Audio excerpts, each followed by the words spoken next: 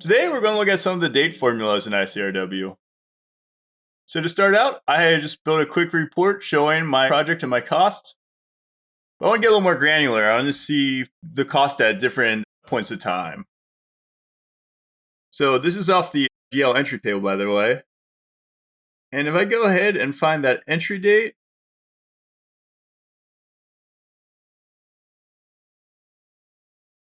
then I can now see the different costs by the different dates. But right away, you can see that this is a lot going on right here. So to simplify this a little bit, we can use our different date functions. Start by clicking a little pencil and then just getting this to excluded, but now we have it so we can easily grab it. And now I'm going to click on my ruler. And if I click on this little functions button, I can go to the calendar and date folder and see all my different options. So for the date, what's really going to be important is the year, the month, and then we have the day itself, but that's a little too granular. That's why we're adjusting in the first place. So let's start by looking at the year function. The way it works is you just put in an expression right here that you're trying to evaluate, which will be our entry date. And I'll go ahead and name the column entry date year.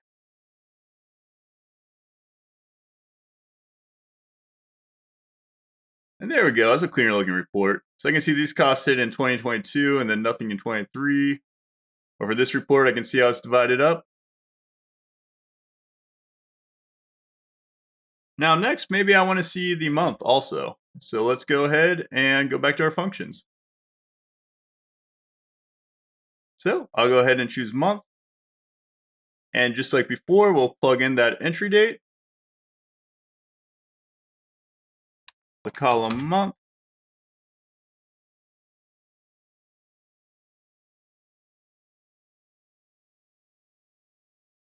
and now we have our different months.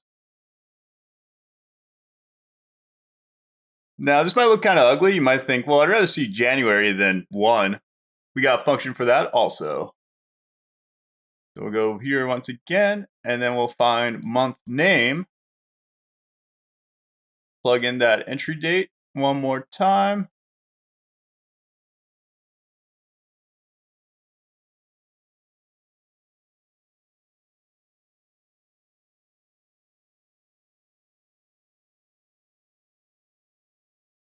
Now we have the month name. You'll want to be sure to put it after the month number. If you put it before, then the system will put it alphabetical order. So put it after the number.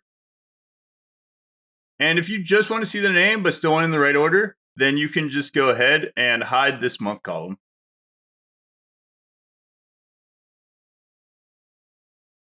And just like that, we can see the time when different amounts were entered on our project.